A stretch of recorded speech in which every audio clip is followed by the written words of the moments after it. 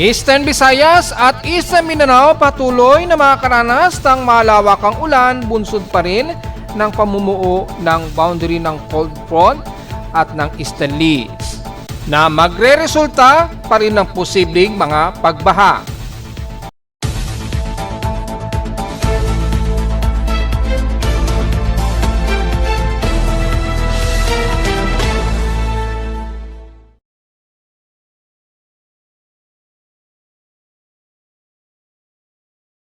Hello, good morning mga folks. Welcome po muli sa ating Daily Weather Bulletin at Analysis para sa araw ng Linggo, February 22, 2026. Ang oras ng voice print natin ngayong maga ay alas 11:43 na ng magtatanghaling tapat. Patuloy pa rin ang malawakang ulan dyan sa bahagi pa rin ng Eastern Visayas at Mindanao dahil sa patuloy po na frontal system o yung cold front. So nagbubuo pa rin yung ulap dyan na humihilera na shear line na nagdudulot pa rin ng malawakang ulan dyan sa miban ng Eastern Visayas at Mindanao area. So sa ating bagong updated na sa section ng ating flood advisories and hydrological, ayan, in-update natin para makuha natin yung actual data ni Pag-asa. Kung makikita natin dito ay aktibo pa rin ang General Flood Advisory dyan sa bahagi pa rin ng Visayas, kabilang ng Eastern Samar Region hanggang Cebu, Bohol at ilang bahagi pa rin ng Negros Region. Pero pagdating sa Mindanao, halos 3/4 ng buong Mindanao nakataas ang flood advisory dyan kay Pag-asa, ayon kay Pag-asa yan. Although madaling araw ang huli nilang report sa General Flood Advisory, pero within 12 hours daw ang expected forecast nito. Dahil kung babasahin nyo po, within 12-hour rainfall and forecast po ang nakataas sa kanila na forecast. So most likely ay ang mga area na ito, makikita nyo yan sa webpage yan.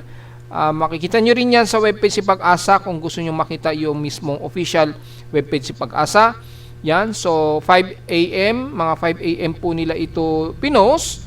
Pero yung forecast kasi ay persisting siya ng 12 hours po. So 12 hours po ang duration po ng forecast na yan. Yan, so yung oras na ito yung oras na pinablish nila sa kanilang server.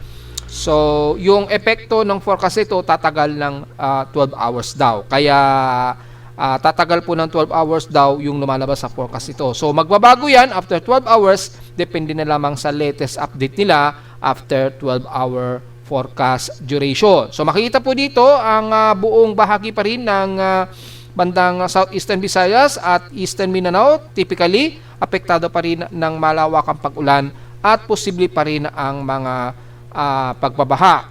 So kung titingnan naman natin sa Thunderstorm Advisory naman ay yung latest, makikita natin 12 hours din ang tagal daw ng forecast nito. Ayan, makita nyo po 12 hours po yung o less likely o within 12 hours po yung forecast niyan. So yan po ang lalabas na posibleng magiging forecast niyan, kasama daw ang Metro Manila ng bahagi ng Cebu area. Ito pagka ganyan na yan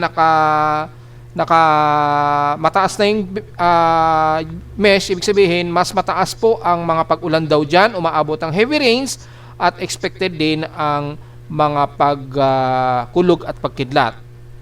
So most likely yung bahagi ng Negros Region, Cebu, Bohol, Leyte at Eastern Samar, dyan sa may bandang Borongan, Eastern Samar, pababa ng Gian, Eastern Samar, nakataas ang severe rainfall daw at posibleng mga kasalukuyang matitinding violent thunderstorms. Ito yung mga mild na shade, ibig sabihin medyo mild lamang ang mga pagkulog at pagkidlat, mga moderate shade.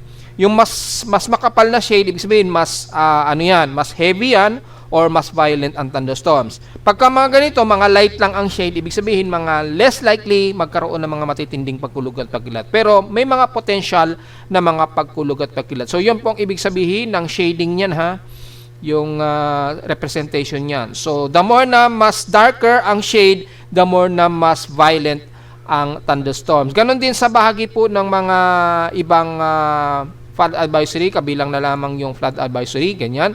Makikita nyo po, medyo light shade siya. Ibig sabihin, may potential na bahain pero mga maliit o mabababaw lamang na tsansa ng pagbaha. So, hindi natin alam kung severe yan dahil yun yung representation. Pero consider natin may mga pagbaha ang iiral dyan sa area na yan. So, maliwanag po yan mga folks. Pwede nyo makita yan sa webpage under of flood advisory dito sa bandang hydrological rains and dams and flood advisory. Diyan nyo po makikita yan dito sa under flood advisory. Kung gusto nyo pong makita yung mga official advisory ni Pag-asa, pwede din kayong dumirekta mismo sa website ni Pag-asa kung gusto nyo po ang pinaka-official web page.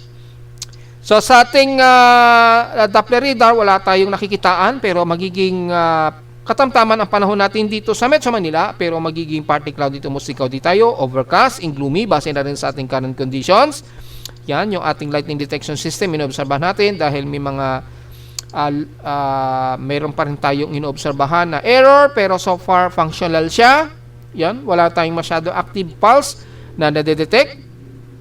At nagkakaroon tuloy ng severe thunderstorm sa may bandang Japan. So, ibig sabihin lamang po, unti-unti na nga po, ay nagkakaroon na ng warmer air na sumasalubong dyan. Kaya may mga matitinding pagkulog at pagkilat ngayon na umiiral sa Japan.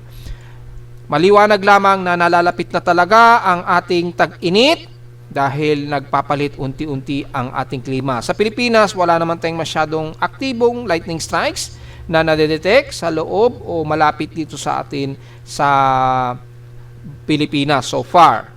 So, diretso agad tayo sa ating lowest temperature na natala na weather station kaninang 6:41 AM. Pinakamababa na ang 22.8 degrees Celsius. So, mukhang guminaw muli dito sa amin sa Caloocan. Kahapon, pinakais na 30.3 degrees Celsius. Kahapon ito ng hapon at 3:03 PM. So, ibig sabihin na natin bahagyang mababa pa rin nating heat index at 37.1 degrees Celsius. At nanatiling meron pa rin tayong thermal inversion kaya nanatiling moderate to 60 index ang ating air quality po. Ayan, moderate po ang ating air quality. Laging madalas nagmo-moderate. Ibig sabihin nagkakaroon talaga ng concentration ng air pollution na hindi agad naaalpas. At matindi ngayon ang sikat ng araw base sa aming current UV index. So, matindi ang sikat ng araw sa amin. Yan, sa amin sa Caloocan. Nasa index of 6. So, ibig sabihin matinding sikat ng araw. Pero expected maya-maya, lalo na bandang hapon, magiging makulimlim na naman yan dahil sa partly cloudy to mostly cloudy ang ating forecast. Sa PX Simpson past 24 hours naman, kung titingnan natin, nangunguna pa rin ang Zamboanga Peninsula sa may pinakamainit na outside temperature na 33.2 degrees Celsius. Sa lowest sa Baguio ay 14.4 degrees Celsius. So, may presensya pa rin tayo na amihan kahit manipis na. At sa Inulan at Catbalogan ay patuloy silang nakakaranas ng total rainfall of 31.8 mm. So, since matatapos na ang buwan ng February, so far, maghuhuling linggo na ay wala pa naman kaming naitala kahit kahapon at yung isang araw na panibagong total rainfall. So, diretso agad tayo sa ating outside humidity na 72%, katamtaman tayo at bumaba ng 3% since last hour. Bahagya na rin bumababa ang atmospheric pressure gaya ng ating talakay kahapon.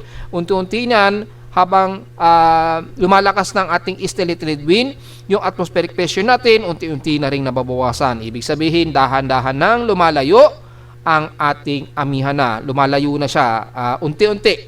Dahan-dahan yan hanggang sa unang mga linggo po yan ng Marso.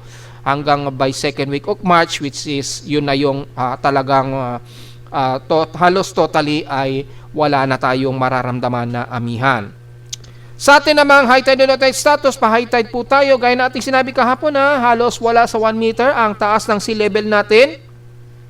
So, walang masyadong concern. Pero, kung titingnan natin sa ating global forecast assessment for significant wave height, ay mapapansin natin halos hindi ganun kataasan na magiging alon natin. Although, naglalaro between 1 meters. Yan, mga between 1 meter to 1.5 meter. Yan, sa may bandang eastern part ng Luzon hanggang Bicol region at Eastern Visayas. Medyo ingat pa rin po tayo dahil mataas-taas pa rin yan na maikukonsidera yung taas ng alon dyan. Lalo na sa may bandang baybayin ng Bicol region at Eastern Visayas na pumapalo sa 2 meters yung taas ng alon. So, medyo mataas-taas pa rin siya although hindi siya umaabot ng 2.5. Maging alalay na lamang sa mga babiyahe po dyan o mga mangingisda natin kung meron man po. Pero dahil linggo naman, mukhang wala naman sigurong mag-a-attempt pumalaot ngayon araw. Siguro bukas. So, hanggang bukas naman ito, yung forecast nito, expected po na magiging maalon pa rin tayo sa silangang bahagi ng bansa dahil po sa malakas na po yung ating steering environment dyan. Kabilang na ang easterlies, lumalakas na rin yung tulak ng hanging silanganan. So, diretso agad tayo sa ating almanac. Sumikat ang haring araw kaninang 6:16 AM at lulubog po ito mamayang 6:02 PM. So, ang ating buwan na waxing crescent, 25% illuminated na po ito. Kaka-moonrise lamang nito kaninang 9:25 AM. Ayan, nasa elevation of 34 degrees pa lamang. So, makikita nyo pa yan dyan sa may bandang east section. Sa silangan, kung titingin kayo, medyo makikita nyo pa yan yung pag-moonrise.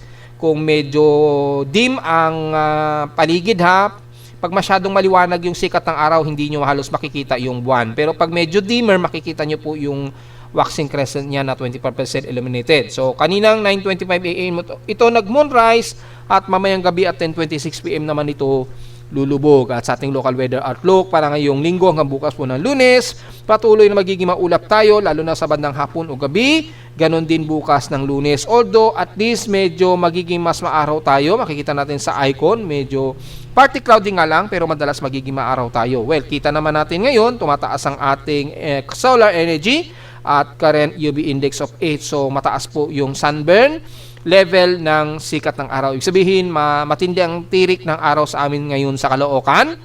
So, expected yan this coming last week ng February na darating. Madalas magiging partly cloudy tayo, minsan magiging clear tayo by Wednesday according dito sa ating short-term weather forecast. So, medyo magiging moderate at fairly weather tayo dito sa parte ng Luzon mula Metro Manila at hanggang sa rest ng buong Nodo Luzon. So, diretso agad tayo sa ating ginagamit na satellite imaging. Makikita po ang malawakan na ito ng pag-ulan pa rin sa may bandang Eastern Samar region. Yan. Pinakita ko na sa inyo kanina yung flood advisory mula sa Data Philippine Pag-asa na nakataas pa rin dito sa bahagi nga po ng Eastern Visayas. Ayan, kitang-kita po. So, expected pa rin ang moderate to heavy rain showers sa halos buong Eastern Samar at Leyte. Damay na yan ang Tacloban hanggang dyan sa dulon-dulo ng katimugan ng Leyte o Southern Leyte. Tatawid niyan hanggang bandang Dinagat Island sa parte po ng Mindanao. At asahan din po ang heavy rain potential. Kung i-activate natin ang heavy rain potential, yan, mataas po ang heavy rain potential sa halos buong Eastern Visayas, kasama ng Leyte. May mga kalat-kalat din na pag-ulan sa bandang Cebu, Bohol hanggang Negros Oriental. So, makataas po. Especially sa paligid po ng Canlaon, sa bandang Bacolod din, patawid na yan ang bandang Panay Island. So, damay pati ang Iloilo na magiging mas maulap kayo at may mga kalat-kalat na pag-ulan na may pagkilat at pagkulog. Pinakita ko naman sa inyo kanina na medyo mataas ang thunderstorm advisory sa halos buong Visayas area. Pataas lang ang concentration dito sa may bandang Negros region, Cebu, Bohol hanggang Eastern Samar. Sa Mindanao naman, ang buong Caraga area pa rin. Mula dyan sa bahagi ng Surigao del Norte, moderate to some heavy rain showers pa rin tayo at moderate to heavy rain showers naman sa halos buong Caraga area, pababa ng Davao de Oro na po yan. So, ingat po sa mga kababayan natin sa posibleng pagbaha mula Hinatuan, pababa na yan ng Compostela Valley, hanggang dyan sa dulo po ng Gobyerno Generoso. So, expected na magiging maulan din ilang bahagi ng Davao del Norte, City of Davao, the rest ng Davao del Sur. Yan, magiging mostly cloudy tayo dyan. And most of Sorsogon area magiging party to mostly cloudy ang Iiral, Bula General Santos, South Cotabato, maging sa bahagi ka po ng North Cotabato at Maguindanao area.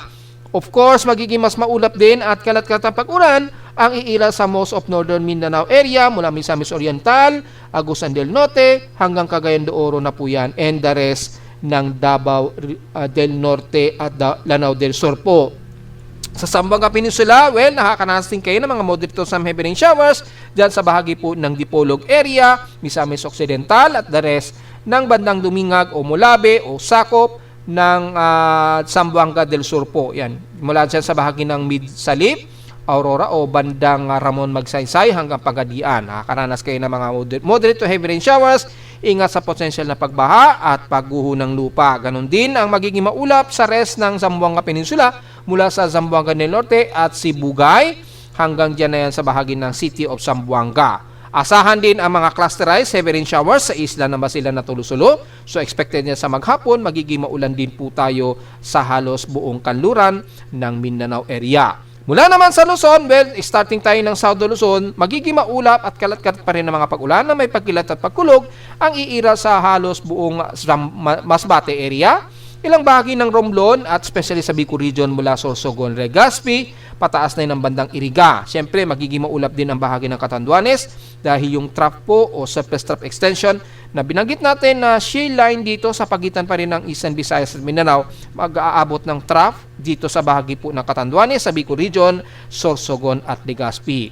Nalalabi naman ng Romblon, pataas na yan ang bandang Marinduque, at least magiging mostly cloudy pa rin tayo. At mula dito sa Camarines Sur hanggang Camarines Norte, despite na medyo umaraw-araw dyan, magiging part dito mostly cloudy din tayo sa maghapon. Ganon din sa buong Quezon Province na, kasama ng Atimonan, pataas na yan ng bandang Gumaca, Atimonan, hanggang dyan na yan sa kasama ng Alabat, at dyan sa pagitan po ng Laguna, especially siyempre ang bandang Real Quezon, yan, kasama po ang Polillo Island na magiging partly cloudy to mostly cloudy. Pero generally, at least medyo nakakasilip ang haring araw dyan.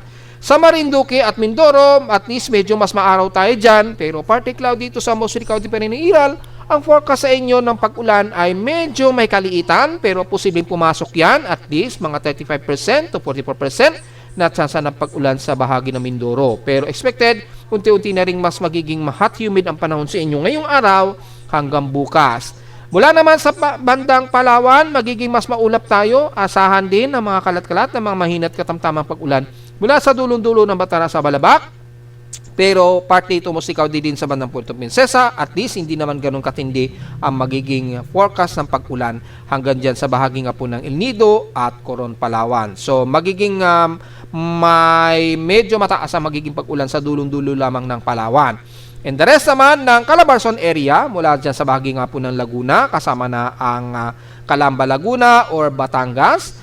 Yan, kasama na ang halos buong Batangas hanggang Cavite ay magiging moderate naman tayo at maaraw ang panahon. Medyo nagpa-party cloud dito. Sa mostly cloudy lamang tayo pagdating ng bandang hapon. Mula sa Metro Manila and the rest ng bandang Pampanga, Bulacan, and most of Central Luzon, magiging mas moderate ang panahon natin, mas maaraw tayo. So expected po ang matinding alinsangan o maaraw na panahon. So mula sa buong bahagi ng Nueva Ecija, Mapatarlac man yan o Pangasinan, at least dito moderate o fairly weather naman tayo hanggang sa buong kanluran ng Northern Luzon. Sa silangan naman ng Northern Luzon, although partly cloudy tayo, yan, to some mostly at all times, pero maninipis lamang ito, so medyo moderate ang lagay ng panahon natin. So generally, ang buong extreme Northern Luzon, kabilang na ang Metro Manila, nagiging katamtaman tayo, although partly cloudy to some mostly cloudy ang iral natin sa maghapon, lalo na sa bandang hapon o gabi. Pero halos clear skies tayo pagdating po ng gabi, so wala tayong magiging concern. Magpayong po tayo dahil sa magiging tirik ng araw natin ngayong tanghali o bandang hapon. At since wala naman tayong binabantay na anumang sama ng panahon, tingnan na naman po natin yung magiging behavior ng cold front o yung frontal system natin. Kung hanggang nitong unang linggo ba ng Marso ay magpapatuloy pa rin ang cold front at salubungan ng easterlies hanggang sa unang linggo po yan ng Marso. Tingnan po natin. Since stationary na magiging above average rainfall ang most of southern part ng Visayas at Mindanao. Pero kung titingnan natin sa mga global spectral model natin, patuloy pa rin ang medyo manipis natin na amihan na sumasalubong sa easterlies. Ayan. Yan. So mga nitong katapusan pa, nitong huling linggo po ng February, magpapatuloy pa rin ang ilang shale line dito sa pagitan po ng Eastern Visayas at Mindanao dahil medyo malakas pa rin po yung jet stream dito sa may bandang Eastern Japan. Malakas pa rin yung steering environment dyan. Pero mapapansin nyo po yung ating amihan ay numinipis na talaga siya unti-unti na.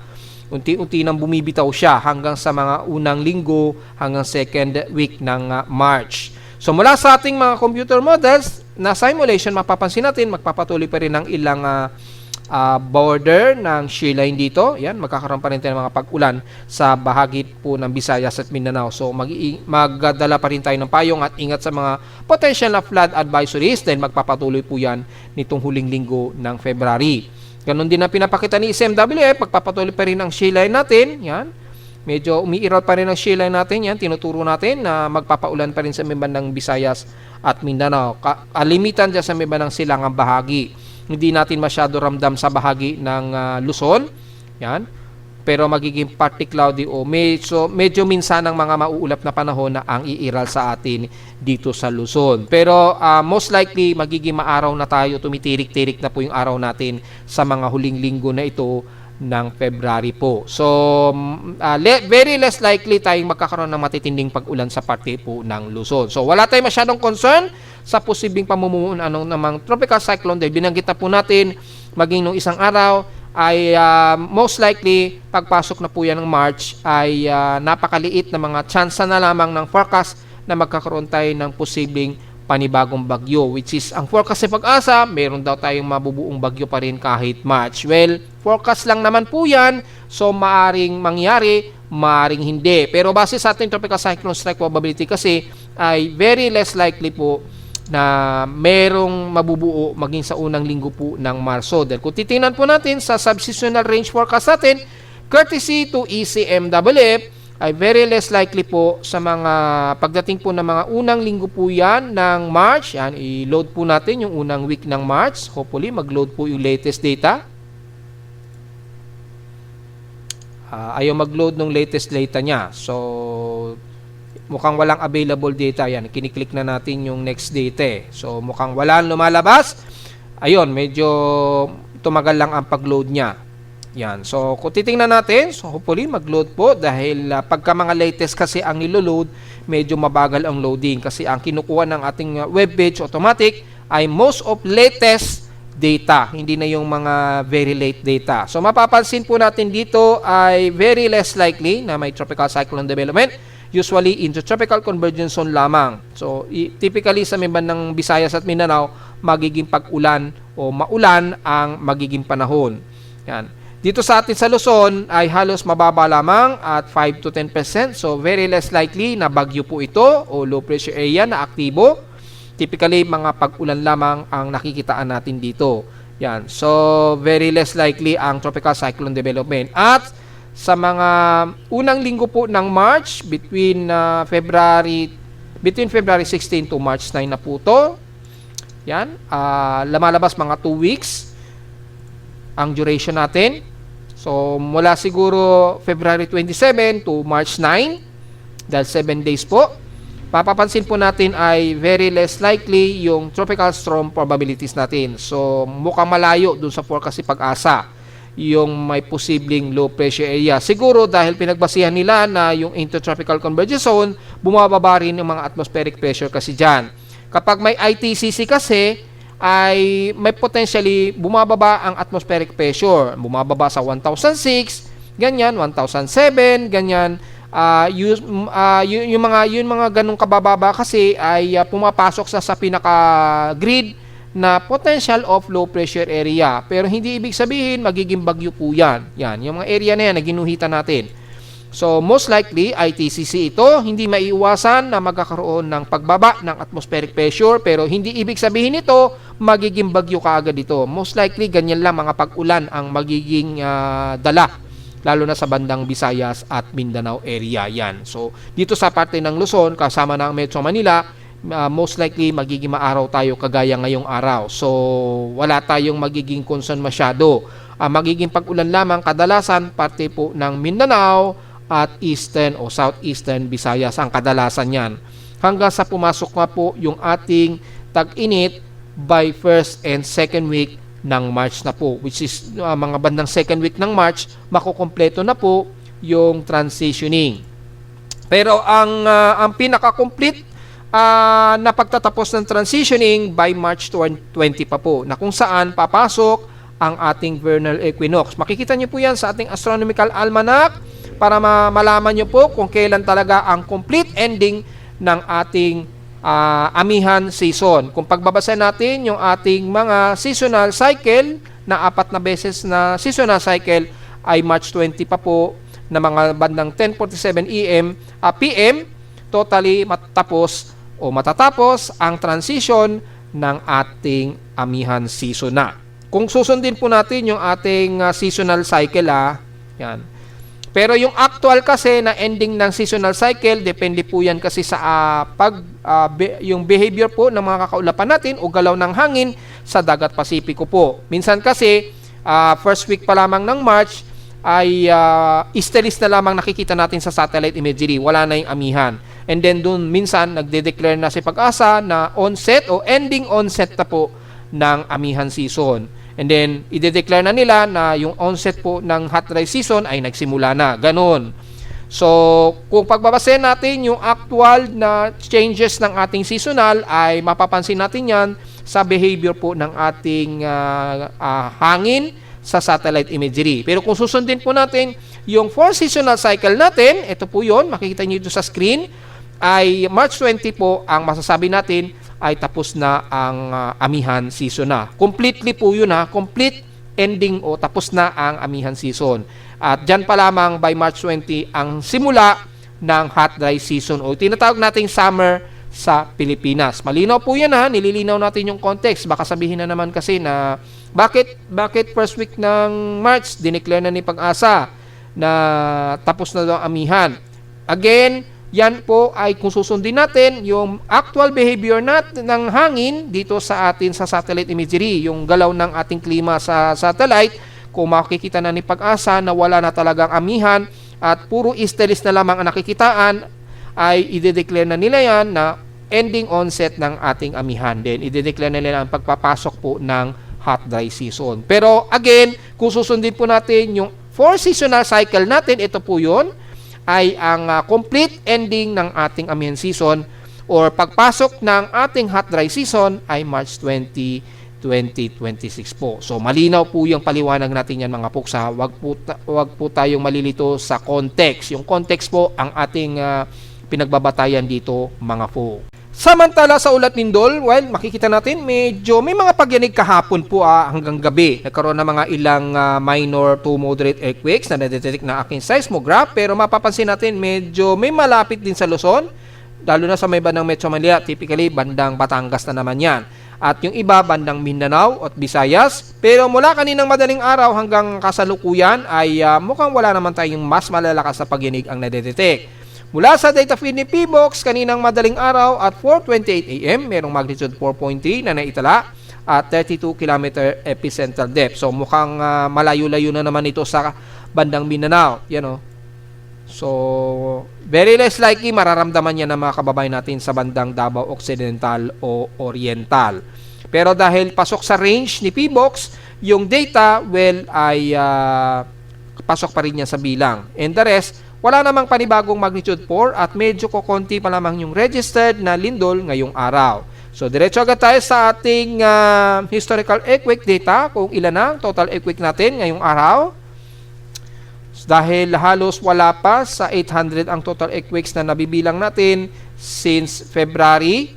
Yan, yung total earthquake natin ngayon ay nasa 663 total earthquakes na tayo. 623 dito is between magnitude 2.0 to 4. 36 between magnitude 4.0 to 5 at nanatiling 4 ang ating magnitude 5. And so far, so good, wala pa naman tayong naitala na kahit isang magnitude 6.0 pataas. So medyo good news pero wag po nating baliwalain o wag tayong pakampante dahil ang lindol ay hindi napipidik. Anytime, posible tayong biglang bulagain ng isang mas malakas na lindol. Lalo na sa may bandang kanluran po ng Luzon, which is ilang beses na natin pinapaliwanag, dumadami po yung clustered earthquake sa kanluran ng Luzon. Kabilang na dyan sa may bandang Ilocos region lalo sa paligid ng Bangged or bandang Abra yan. Kaya medyo alisto pa rin po tayo. Sa bandang dito malapit sa Metro Manila, ang pagitan po ng Batangas sa yan bandang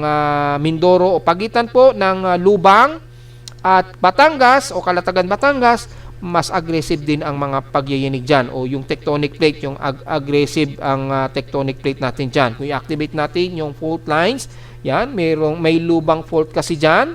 Yan, medyo may lubang fault kasi tayo na napapagitan sa Kalatagan Batangas. So maliwanag naman yan mga folks. Ayan, so nakikita po natin na may fault po dyan. Ayan, pagitan yan ng lubang at Kalatagan, Batangas. Kaya mas aggressive din ang mga pagyanig. Although konti pa lamang sa ngayon, pero lagi nating mamatyagan or maging alisto po tayo anytime sa posibleng malakas na pagyanig. Hindi kagaya dito sa Mindanao at Visayas, halos sanay na yung mga kababayan natin dahil sunod-sunod po yung mga pagyayanig. At narito naman natin 3-day weather forecast para sa araw ng Linggo, February 22, 2026.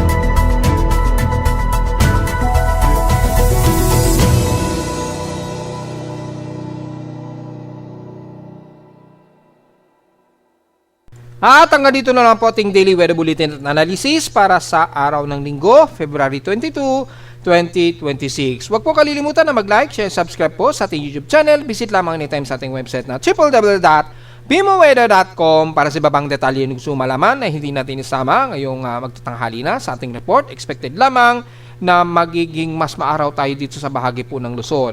Except na lamang sa may bandang Eastern Visayas at Mindanao na patuloy pa rin ang boundary ng shear line dyan na nakakaranas sila ng mga heavy rain showers at localized thunderstorms.